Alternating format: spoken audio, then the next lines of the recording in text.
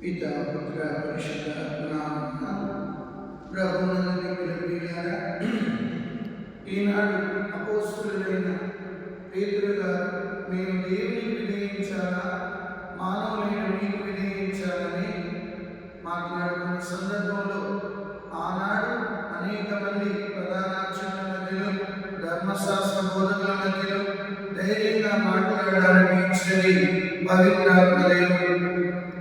ఒకప్పుడు అదే పేతురు పిలివాడుగా ఒక బానిసకు అమ్మాయి ముందు నీవు కూడా ముప్పులో ఉన్నవాడు కదా అని అడిగినప్పుడు, ఓ అమ్మాయి నువ్వేం మాట్లాడుతున్నావో నాకు అర్థం కాలేదు, నేను ఆయనలో లేని మాట్లాడిన పేతురు ఏ రీతిగా రూపాంతరం చెందేదో ఈరోజు మనం ధ్యానిస్తున్నాం.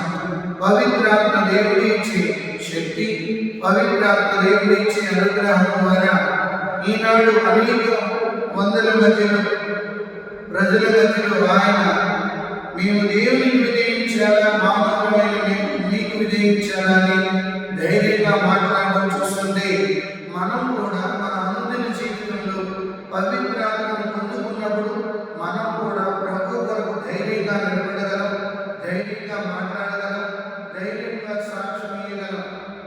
ఇదే ఈ పునరుత్థాన కాలంలో దేవుడు మనల్ని విస్మరిస్తున్నాడు. నీవు నా కొరకు ధైర్యంగా నిలబడగలవా? నీవు నా కొరకు ధైర్యంగా బోధించగలవా? నీవు నా కొరకు ధైర్యంగా నేను యేసుక్రీస్తుని నమ్ముకున్నానని సాక్ష్యం ఇయ్యగలవా? మనం ఆలకించే వాక్యాలు దేవుని బిడ్డలుగా నిలబడి సాక్ష్యం ఇవ్వడానికి మనం సిద్ధంగా ఉండాలి.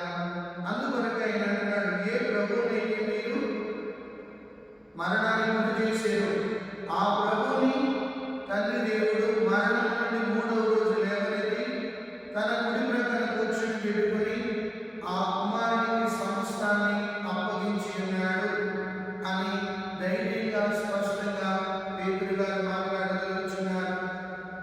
పరిశుద్ధాత్మను పొందుకున్న పేతురు జీవితంలో దేవుడు అసాధారణమైన అద్భుతాలు పేతురు గారి ద్వారా చేస్తున్నాడు. ఆయన మీద పడితే చాలు అనేక మంది రోగులు స్వస్థత పొందేరు.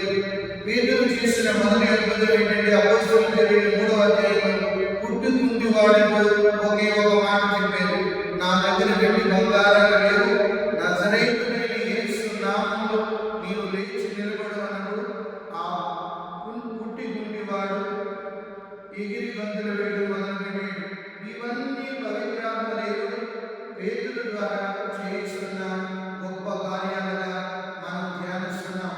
మన అనుదిన జీవితంలో మనం కూడా ఈ పాస్కా కాలంలో మళ్ళా తిరిగి పెంతెకోస్తు పండుగ వరకు ప్రతిరోజు పరిశుద్ధాత్మ దేవుని మనం ఆరాధిస్తూ, పవిత్రాత్మ దేవుడా మాలో ఉన్న భయాలను తీసివేయండి, పవిత్రాత్మ దేవుడా మేము యేసుక్రీస్తు కొరకు ధైర్యంగా నిలబడే శక్తిని